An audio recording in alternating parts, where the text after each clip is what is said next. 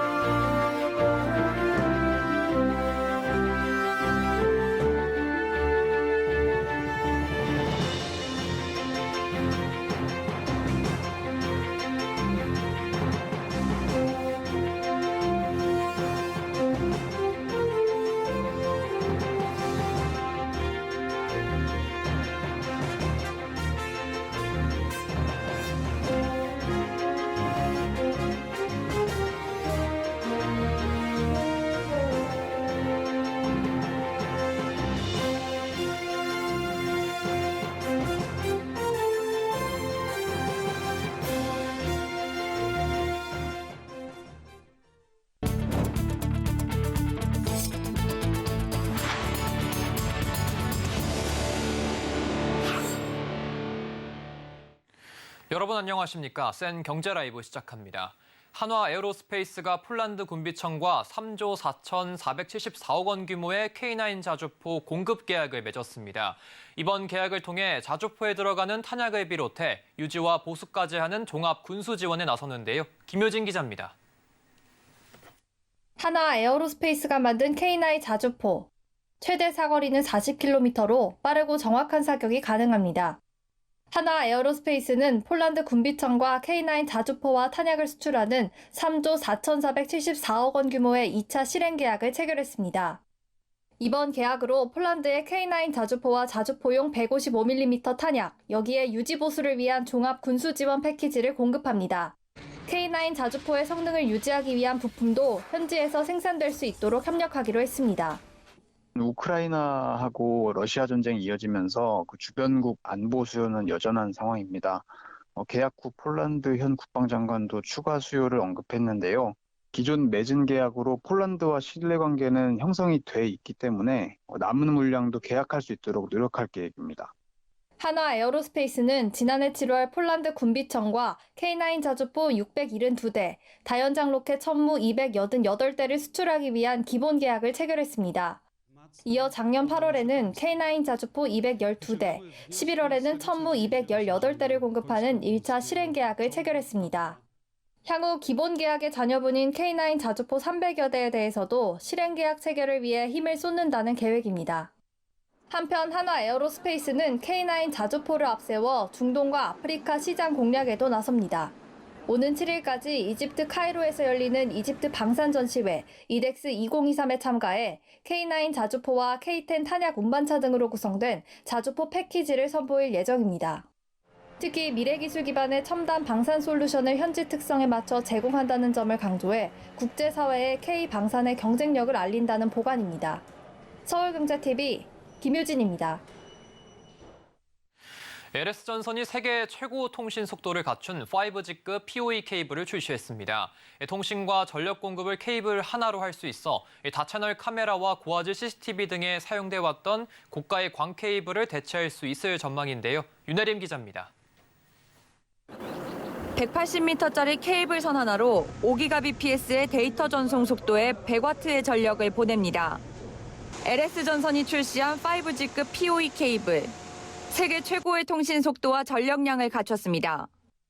기존 최고 성능은 200m 기준 1GBps 30W였는데 LS전선이 이 한계를 극복한 겁니다. 기존 이더넷 케이블이 데이터 전송만 됐다면 PoE 케이블은 데이터와 전력을 한꺼번에 보낼 수 있습니다. LS전선은 이번 신제품이 다채널 카메라와 고화질 CCTV 등에 사용돼 왔던 고가의 광 케이블을 대체할 수 있을 것으로 기대하고 있습니다. 실제 5G급 통신 속도는 IP 카메라와 CCTV, 사물 인터넷 등 고화질 영상 스트리밍과 데이터 백업 등이 가능합니다. 또한 100W 전력량 역시 세계 최고 수준으로 모션 감지 등 고성능 기능을 가진 CCTV의 운용이 가능해지는 겁니다. 광 케이블 대비 설치 비용을 40에서 50% 절감할 수 있습니다. 또 전원 케이블과 콘센트도 따로 설치할 필요가 없습니다. LS전선은 지하철과 공원, 학교, 운동장, 스마트 빌딩 등에서 수요가 확대될 것으로 전망되는 만큼 POE 케이블을 앞세워 시장 공략에 속도를 낸다는 계획입니다. 서울경제TV 윤혜림입니다. 현대자동차 그룹이 현대차 아이오닉5와 기아 스포티지가 미국 고속도로 안전보험협회가 발표한 충돌 평가에서 최고 등급인 톱 세이프티 픽 플러스 등급에 선정됐다고 밝혔습니다. 이 충돌 평가는 올해부터 측면 충돌과 보행자 충돌 방지 평가 기준이 높아졌고 헤드램프 평가 기준도 더 엄격하게 적용됐습니다. 측면 충돌 평가는 기존보다 차량과 충돌하는 물체가 더 무거워지고 충돌하는 속도가 빨라졌다는 게 현대차의 설명입니다. 여기에 보행자 충돌 방지 평가에선 기존엔 없던 야간 테스트가 추가되는 등 평가가 더 깐깐해진 겁니다. 톱 세이프티 픽 플러스 등급을 받기 위해선 운전석 스몰 오버랩, 조수석 스몰 오버랩, 전면 충돌, 측면 충돌 등 총 4개 충돌 안전 항목 평가에서 최고 등급인 훌륭함을 획득해야 합니다. 여기에 주야간 전방 충돌 방지 시스템 테스트에서 우수함 이상의 등급을, 전조등 평가에서는 차량의 전체 트림에서 양호함 이상의 등급을 받아야 합니다. IIHS는 1959년 설립된 비영리단체로 매년 미국 시장에 출시된 차량의 충돌 안정 성능과 충돌 예방 성능을 종합적으로 평가해 결과를 발표하고 있습니다. 네이버 유료 콘텐츠 플랫폼 네이버 프리미엄 콘텐츠는 올 들어 11월까지 전년과 비교해 결제 건수는 2배, 거래액은 3배 이상 증가했다고 밝혔습니다. 올해 월 100만 원 이상 꾸준히 콘텐츠를 판매한 채널이 전년 대비 3배 이상 증가했고, 이 콘텐츠 판매액이 1억 원 이상의 채널들도 수십 개에 달하는 것으로 집계됐습니다. 네이버 프리미엄 콘텐츠는 오픈 플랫폼으로 전환한 이후 1년 10개월여 만에 600만에 달하는 월간 활성 사용자를 확보했습니다. 이 플랫폼으로 유료 콘텐츠 시장의 기반을 다지고 창작자들과 함께 성장하고 있다는 게 네이버의 설명입니다. 올해에만 13만 개 이상의 새로운 콘텐츠가 만들어지며 더 많은 창작자와 구독자가 프리미엄 콘텐츠로 모여들었다는 겁니다. 프리미엄 콘텐츠에서 채널 비중이 가장 높은 콘텐츠 분야는 경제 비즈니스, 재테크, 책, 작가, 출판사로 나타났습니다. 일반적인 유료 콘텐츠 플랫폼에선 수익 창출을 위한 경제 분야 콘텐츠의 인기가 높지만 프리미엄 콘텐츠에서는 경제 분야를 포함해 취미, 실용, 트렌드, 라이프, 교육, 학습, 문화, 예술 등으로 다양한 분야의 채널들이 고르게 성장하는 특징을 보였습니다. 네이버는 내년 창작자들이 주제 선정, 초안 작성 등 창작 활동에 도움을 얻을 수 있도록 클로바4 라이팅을 적용할 예정입니다. 콘텐츠 판매 및 채널 마케팅을 돕는 AI 창작자 지원 도구도 제공한다는 계획입니다.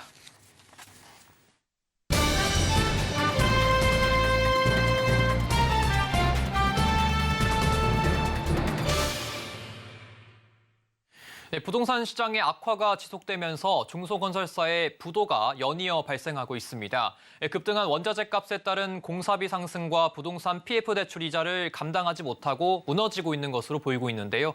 산업이부 서청석 기자와 자세한 이야기 나눠보겠습니다. 안녕하십니까? 네, 안녕하세요. 네, 먼저 지난달에도 또 부도한 중소기업이 나왔습니다. 어떤 건설사일까요? 네, 올해 전국에서 중소건설사들의 부도가 계속해서 이어지고 있는데요. 지난달에 또 하나의 건설사가 부도 처리됐습니다. 업계에 따르면 남명건설이 장기 미회수 공사대금으로 유동성 위기를 겪으면서 만기업 12억 4천만 원을 막지 못해 지난달 28일 창원지법에 기업회생 절차 개시 신청서를 제출했습니다. 올해 기준 남명건설의 시공능력 평가액은 847억 원으로 종합건설 시공능력 전국 285위, 경남 내 8위 수준인데요. 남명건설의 공사 미수금 누적액은 600억 원에 달하는 것으로 나타나고 있습니다. 네, 이런 상황이라면 남명건설 말고도 다른 중소건설사들도 상황이 좀 똑같을 것 같은데 좀 어떤가요? 네, 부동산 시장의 냉각기가 길어지면서 올해 11월까지 전국에서 13곳의 건설사가 도산했는데요. 소규모 건설업체 폐업도 늘고 있습니다. 국토교통부 정보시스템에 따르면 건설업체 폐업 신고 건수는 올해 모두 496건으로 지난해 같은 기간보다 67% 증가했는데 이는 2006년 이후 17년 만에 최대치입니다. 네, 중소건설사와 이 건설업계가 왜 이렇게 힘든 걸까요, 지금? 네, 부도와 폐업이 증가하는 이유는 미분양 증가와 공사비 상승, 또 부동산 PF 사태로 인한 자금 경색이 발생했기 때문으로 분석되는데요. 미분양 물량이 많은 지방 건설업계에선 자금난을 호소하는 건설업체가 많습니다. 건설업계 관계자는 현재 금융기관들이 일시적으로 PF 만기를 연장해주고 있지만 이것도 한계가 있다면서 내년 총선이 끝나고 하반기로 들어설게 되면 건설 현장 부실이 본격적으로 터질 수 있다는 우려가 나오고 있습니다. 예, 이 부동산 프로젝트 파이낸싱에 대해서 언급을 해주셨는데 이 부동산 PF 연체율이 급등하고 있는 게 이야기가 최근에 이슈가 좀 많이 나오고 있습니다. 이게 어떻게 된 건지 좀 자세히 설명해 주시죠. 네, 그렇습니다. 부동산 PF가 상당 부분 몰려있는 저축은행에서 위험 신호가 커지고 있는데요. 상위 5개사 저축은행의 3분기 기준 부동산 PF 연체율이 1년 만에 3배로 급등했습니다. 저축은행 업계에 따르면 5개사의 9월 말 기준 부동산 PF 연체율은 6.92%로 지난해 같은 기간보다 4.52%포인트 올랐습니다. 이 기간 5개사의 부동산 PF 연체액은 173억 원에서 576억 원으로 증가했고 또 부동산 PF를 통해 지급한 신용 공여액은 약 2조 9천억 원에서 2조 8천억 원가량으로 줄었습니다. 네, 부동산 PF 연체율 좀 한순간에 부쩍 뛰어들었다는 그런 느낌이 강하게 들고 있는데 이런 상황을 좀 어떻게 해석하면 좋을까요? 네, 부동산 PF라는 게 쉽게 말해서 은행이나 저축은행 등 금융권에서 건설사가 진행하는 프로젝트의 사업성만을 보고 대출을 해주는 걸 뜻하는데요. 네. 과거 부동산 시장이 좋을 땐 이렇게 사업성만으로 대출을 받아도 프로젝트가 끝난 뒤 자금 회수가 쉬워서 부동산 PF를 받아 사업을 진행하고 분양 후에 갚는 게 일반적이었습니다. 하지만 강원도 레고랜드발 PF 사태가 터지면서 부동산 PF의 자금 회수 신용도가 떨어졌고 또 PF 대출은 줄고 또 부동산 시장 부진이 겹치면서 기업들이 부동산 PF 대출을 갚지 못하게 된 겁니다. 부동산 PF 연체율이 오른다는 건 현재 자금 유동성에 어려움을 겪고 있는 건설사가 많아지고 있다는 걸로 해석할 수 있습니다. 네, 지금 중소건설사들도 그렇지만 좀 대형 건설사들도 자금난을 좀 많이 겪고 있다고 하던데 이 저축은행들도 좀 상황을 심각하게 바라보고 있을 것 같은데 상황이 어떻습니까? 네, 현재 금융감독원에선 저축은행의 자금 건전성 지표에 촉각을 기울이고 있는데요. 저축은행 업권에서는 부동산 관련 대출이 아직 충분히 관리 가능한 수준이라는 입장을 밝히고 있습니다. 저축은행 증황에는 3분기 저축은행 실적 및 향후 전망 자료를 내고 연체 증가 등에 따른 선제적 리스크 관리를 위해서 대손 충당금을 적립했다고 설명했습니다. 문제는 PF 대출과 연체율이 함께 언제건 부실 채권으로 이어질 수 있다는 건데요. 현재 요 주의 여신까지 급증하고 있습니다. 저축은행 중앙의 공시를 보면 전체 부동산 PF 요주의 여신 비율은 지난해 9월 기준으로 30%를 넘었습니다.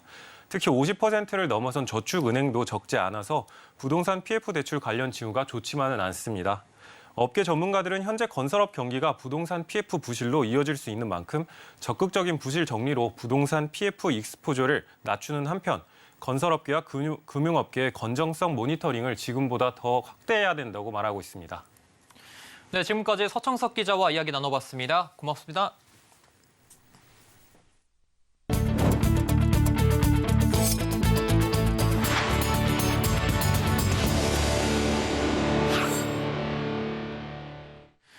토지와 분리해 건물의 소유권만 분양하는 걸 토지임대부 분양주택이라고 하죠. 주변 시세보다 저렴해 반값 아파트로도 불리고 있는데요. 정치권에서 10년을 거주하면 공공기관이 아닌 개인에게도 집을 팔 수 있는 방안을 추진한다고 합니다. 이재영 기자입니다. 반값 아파트로 불리는 토지임대부 분양주택에 10년간 거주했다면 개인에게 집을 파는 일이 가능해질 전망입니다. 국회 국토교통위원회에 따르면 이 같은 내용이 담긴 주택법 개정안이 지난달 30일 전체 회의를 통과해 본회의 상정을 앞두고 있습니다. 토지임대부 분양주택이란 토지는 공공기관이 갖고 주택에 대한 소유권만 가지는 것으로 시세 대비 저렴한 값에 내 집 마련을 할 수 있다는 장점에 큰 관심을 받아왔습니다. 하지만 현행 주택법은 토지임대부 주택을 분양받을 경우 의무로 10년을 거주해야 하고 매각은 반드시 한국토지주택공사 LH에 하게 돼 있습니다. 분양받은 사람이 주택을 자유롭게 사고 팔 수 없을 뿐만 아니라 시간이 지나 주택을 되팔 때 시세 차익을 기대하기 어려운 구조인 겁니다. 주택법 개정안에는 매각 대상을 LH 한 곳에서 SH와 같은 지방공사로 확대하고 전매 제한 기간인 10년이 지나면 개인 간 거래를 허용하도록 하는 방안이 담겼습니다. 또 토지임대부 분양주택의 토지임대료 납부 방식을 지금의 월별 납부 외에도 선납 방식으로 추가하는 내용도 담겼습니다. 업계에선 앞으로 토지임대부 주택 분양이 탄력을 받을 수 있을 것이라고 전망합니다. 가격적인 측면에서 시세에 준하는 가격들을 조금 더 책정받을 수 있는 가능성이 커지기 때문에 기존의 정부에게 판매하는 조건보다는 훨씬 유리할 것으로 예상할 수 있습니다. 그런 측면에서 앞으로 토지 임대부에 대한 수요가 조금 더 커지지 않을까라고. 한편 토지임대부 주택을 분양받은 사람에 대한 정책자금 대출 문제도 풀어야 할 숙제입니다. 뉴홈 나눔형을 분양받으면 최대 5억 원 한도 내에서 분양가의 80%를 최장 40년간 낮은 고정금리로 빌릴 수 있는 전용 모기지를 이용할 수 있는데 토지임대부 주택의 수분양자는 토지와 건물의 소유주가 달라 이 같은 모기지를 받을 수 없기 때문입니다. 서울경제TV 이지영입니다. 보험사들이 올해 1에서 3분기까지 11조 4,225억 원의 단기 순이익을 거둔 것으로 집계됐습니다. 금융감독원이 오늘 발표한 2023년 3분기 보험회사 경영실적 잠정치를 보면 생명보험사는 4조 4,993억 원, 손해보험사는 7조 232억 원의 누적 단기 순이익을 기록했습니다. 이 같은 실적은 금융권에선 5대 시중은행에 이어 두 번째로 크며 전년 동기 대비 증가율에선 은행을 앞서는 규모입니다. 무엇보다 회계제도 변경 효과가 보험사 전반의 손익 개선에 좋은 영향을 줬고 특히 생보사는 보장성 보험 판매 증가, 순보사는 자동차 보험 판매가 실적을 개선한 주요 요인으로 분석됐습니다. 다만 생보사와 손보사 모두 금리 상승에 따른 투자 손익은 크게 나빠진 것으로 나타났습니다. 생보와 손보사의 올 1에서 3분기 수입 보험료는 보장성 보험과 퇴직연금 등으로 1년 전보다 5조 원 이상 증가했습니다. 특히 손보사의 퇴직연금은 전년 동기 대비 79% 늘어나는 등 큰 폭의 증가세를 보였습니다. 생보사의 저축성 보험과 변액보험은 1년 전보다 더 뚜렷한 감소세를 나타냈습니다. 금감원은 회계제도 변경과 운용자산 평가 손실로 자산이 감소했지만 보험 부채 시가평가로 부채가 감소한 영향이 더 크게 작용했다고 분석했습니다. 금감원은 또 보험 영업과 대체 투자, 부동산 PF 대출 등 리스크 요인에 대한 상시 감시를 할 계획이라고 밝혔습니다. 코리안리 재보험은 오늘 삼성생명과 준비금 기준 7천억 원 규모의 공동재보험 계약을 맺었다고 밝혔습니다. 공동재보험은 원수보험사가 위험보험료뿐 아니라 저축과 부가보험료를 재보험사에 출자하는 방식을 말합니다. 금리와 해지 리스크 등도 함께 이전하는 형태인데 원수보험사는 금융시장 변동에 따른 리스크를 해소할 수 있고 요구자본도 감소해 재무 건전성을 개선할 수 있는 이점이 있습니다. 코리안리는 새 회계 기준과 신지급 여력제도 도입에 따라 2017년부터 공동재보험 사업 기반을 마련하고 준비해왔습니다. 삼성생명뿐만 아니라 앞서 신한라이프와도 2,300억 원 규모의 공동재보험을 계약을 체결하는 등 새로운 재보험 솔루션을 제공하는 중입니다. 특히 올해 초부터 상승 중인 글로벌 재보험료율은 내년에도 인상될 것으로 보이며 금융감독원도 지난 2월 공동재보험을 건정성 관리 수단으로 활용하도록 가이드라인을 제시하면서 앞으로 공동재보험 수요는 더 늘어날 것으로 전망됩니다. 에코프로비엠이 삼성 SDI와 약 44조 원대 양극재 공급 계약을 체결했습니다. 이 소식에 매수세가 쏠리면서 주가는 두 자릿수 강세를 나타냈는데요. 그러나 증권가는 여전히 박한 평가를 내놓고 있습니다. 왜 이럴까요? 김혜영 기자입니다. 오늘 에코프로비엠이 15.36% 오른 32만 3천 원에 장을 마쳤습니다. 약 44조 원에 달하는 수주를 따냈다는 소식이 주가를 끌어올렸습니다. 에코프로비엠은 지난 1일 장마감 이후 삼성 SDI와 하이니크에게 NCA 양극 소재 공급 계약을 체결했다고 공시했습니다. 계약 기간은 내년 1월 1일부터 2028년 12월 31일까지입니다. 그러나 증권가의 시각은 여전히 냉랭합니다. 오늘자 기준 4곳의 증권사가 에코프로비엠에 대한 리포트를 내놨지만 투자 의견과 목표 주가를 올린 곳은 단 한 곳도 없습니다. 오히려 부정적 의견을 잇따라 내놓고 있습니다. 유진투자증권은 에코프로비엠의 투자 의견을 비중 축소로 제시하고 목표가 20만 원을 유지했습니다. 오늘장 에코프로비엠의 종가보다 낮은 수치입니다. 유진투자증권은 이번 수주로 인한 실적 추정치 변경은 없다며 중장기 성장 계획에 이미 설정된 그 이상은 아니다라고 설명했습니다. 이어 에코프로 BM을 비롯한 한국 양국제 업체들의 과도한 밸류에이션은 정당성을 확보하기 어려운 상태라고 강조했습니다. 대신증권은 에코프로 BM의 목표 주가를 기존 30만 원에서 25만 원으로 낮췄습니다. 중장기 성장성은 긍정적이지만 주가가 이를 선반영하고 있다고 평가했습니다. 하이투자증권 역시나 과도한 밸류에이션이 주가의 발목을 잡고 있어 매력도가 낮다고 지적했습니다. 하이투자증권은 에코프로 BM의 목표 주가를 27만 원, 투자 의견 중립을 유지했습니다. 서울경제TV 김혜영입니다. 윤석열 대통령이 오늘 경제부 총리 겸 기획재정부 장관 후보자에 최상목 전 대통령실 경제수석을 지명했습니다. 농림축산식품부 장관 후보자에 송미령 전 한국농촌경제연구원 선임연구위원을, 국토교통부 장관 후보자는 박상우 전 NH사장을 지명하는 등 6개 부처 개각을 단행했습니다. 글로벌 금융그룹 ING가 내년에 미국 연방준비제도가 기준금리를 6차례 인하할 것이며 이런 움직임은 2025년에도 이어질 것이라는 전망을 내놨습니다. 한화 모멘텀 부문이 오늘 서울 여의도 63빌딩에서 2차전지 사업 설명회를 열고 오는 2030년 2차전지 공정 장비 매출을 3조 원까지 끌어올려 세계 1위 배터리 장비 업체로 도약하겠다는 비전을 밝혔습니다. 정부가 오는 2036년까지 호남에서 생산한 원전, 재생에너지 발전력을 직접 수도권에 공급하는 서해안 해저 전력고속도로를 건설합니다. 해저에 초고압 직류 송전을 깔아 반도체 공정이 밀집한 수도권 첨단 전략산업단지에 무탄소 전원을 적기에 공급한다는 계획입니다.